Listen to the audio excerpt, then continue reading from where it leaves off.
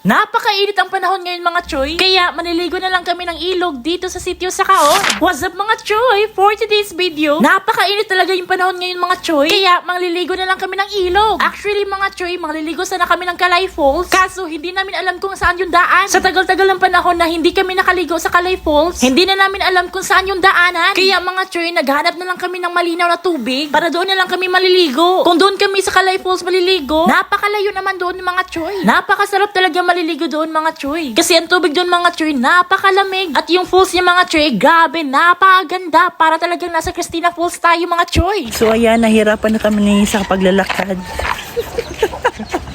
So ayan mga choy. So andito na kami sa ito yung Angel Oxin namin dito.